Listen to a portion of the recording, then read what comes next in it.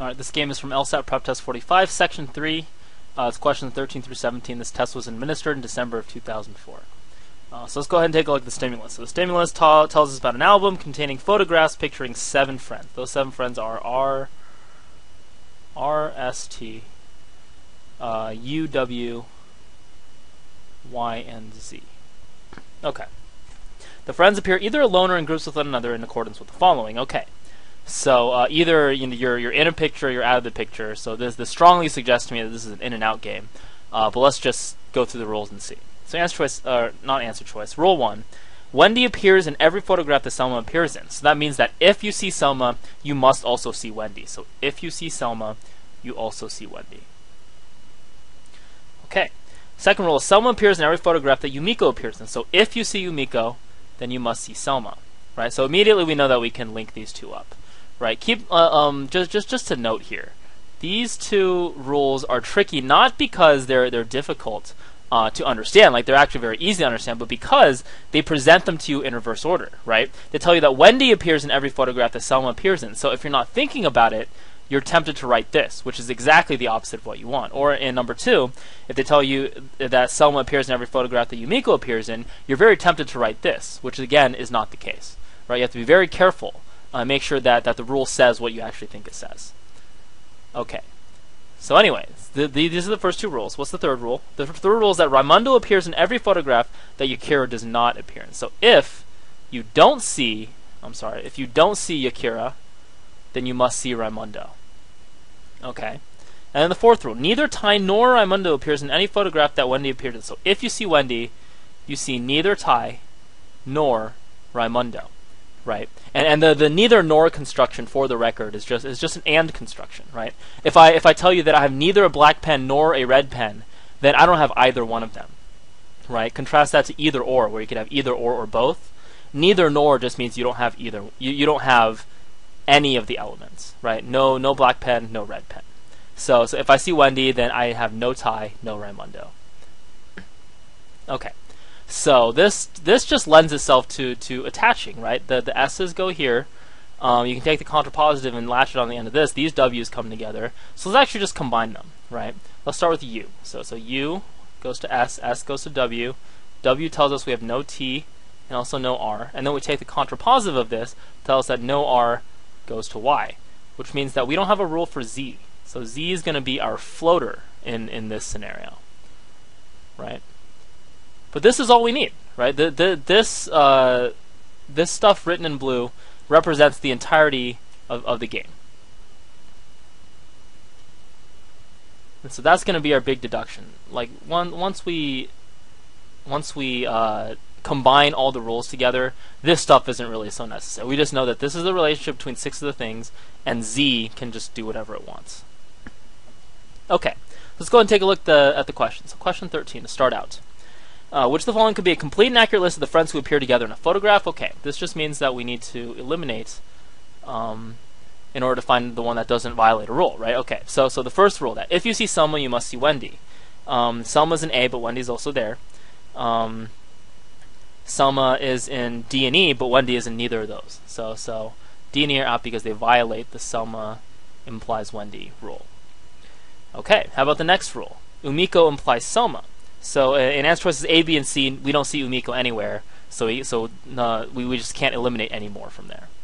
Okay, how about the third rule? If you don't see Akira, you must see Raimundo. So if there's no Y, then there must be R. Well, in this case, answer choice A is the only one that doesn't have a Y, but then R is there. So we still can't eliminate anything. How about this rule? If you see Wendy, there's no Tai, there's no Raimundo.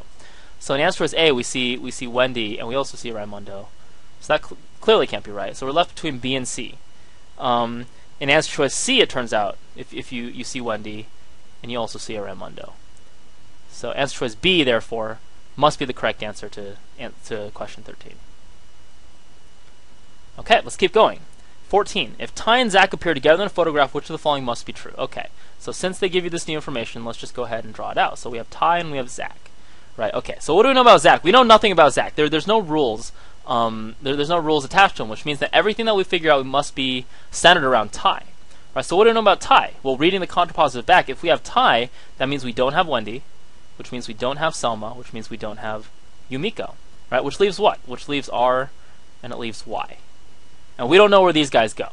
We have no rules because we can't trigger any of our conditional statements, right? So they can go either in or out. Okay, so now they're asking us what must be true. So A, B, C, D, and E. So answer is A. Selma also appears. Selma can appear. This one must be false. Yakira also appears in the photo. It could be true, but it doesn't have to be true. So that's not a must be true statement. How about answer choice C? Wendy also appears in the photograph. Wendy can't appear in the photograph. Get rid of it. Answer choice D. Raimundo does not appear in the photograph. Well, he could be out, but he also could be in. We have no idea. Which leaves answer choice E. Yumiko does not appear in the photograph. Yes, we know for a fact that Yumiko does not appear in the photograph. So answer choice E is the correct answer to 14. Let's go to 15. 15 asks us what is the maximum number of friends who could appear in a photograph that Yakira cannot appear in. So once again, now our information is we're given that Yakira is out. So let's just read our statements, right? Yakira out means that we read our contrapositive, means that Raimundo is in. Raimundo is in means that Wendy is out. Wendy out means Selma's out. Selma out means Umiko's out, right? Which leaves Z, which we know can go in, and which leaves what is the last one? R, S, which leaves T, right? So even if we put both of these guys in, and there's no reason that we can't, we will only have 1, 2, 3 friends, right? 1, 2, and 3. So the answer is going to be 3. And is that an answer choice for number 15? Yeah, it's answer choice D. Answer choice D is the correct answer to 15. How about 16? 16 asks us, if Yumiko and Zach appear together in a photograph, then exactly how many other friends must also appear in that photograph? Okay. So now they tell us that Umiko and Zach appear together. Well, again, we know that we have no rules associated with Z, so we just forget about him for now. How about U? Well, our statement tells us that U implies S, S implies W, W implies no T and no R, and no R implies Y. Right? So if you start with these two guys, you end up with 3 more in the in the photograph, and they must be there, right? So the answer is 1, 2, 3, right? S, W, and Y. So is that an answer? Yeah, that's answer choice B this time.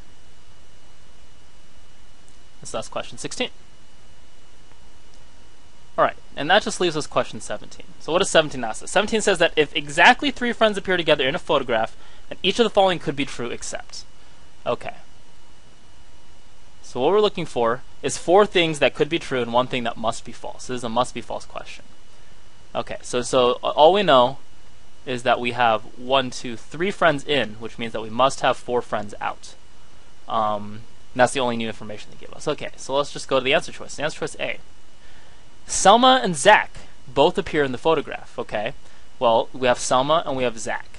We know that Zach is just in and out of it, but what he does is he does fill a slot, right? Which means that, well, what do we know about Selma? If Selma's in, then Wendy's in. If Wendy's in, then if you continue following this chain, then Yakira's in, which means that now we have 1, 2, 3, and 4 people that are, supposedly in, but we only have 3 slots. So is this possible? No. This is a must be false statement. So this is what we are looking for. Since we're looking for 4 things that could be true and 1 thing that could not be true. In other words, must be false. Answer choice A has to be it, right? So okay, we're done with this problem on test day. But let's just go through the rest of them and make sure that they're possible. So answer choice B. T and Y both appear in the photograph. Well, why not?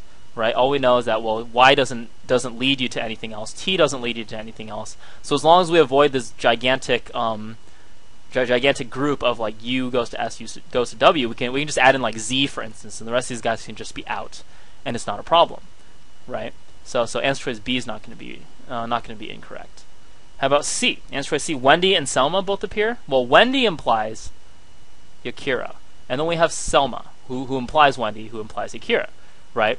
And so what do? We can put Umiko out, right? Well, we have to put everybody out, right? But then W implies no T, no R, and then we know that Z can go wherever it wants.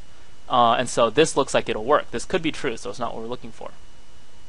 How about answer choice D? Answer choice D says Yakira and Zach both appear in the photograph. Y doesn't lead us to anything.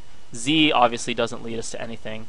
So why not? We can put Y and Z together, and then again, as long as we put this gigantic group of USW out, we can add in whoever else we want. Again, just like in answer choice B, we could add in Z, or we can add in just anything else that's not where there's not an applicable rule, which is actually everything. And then answer choice E, Z and R both appear in the photograph. While Z doesn't tell us anything, obviously, right?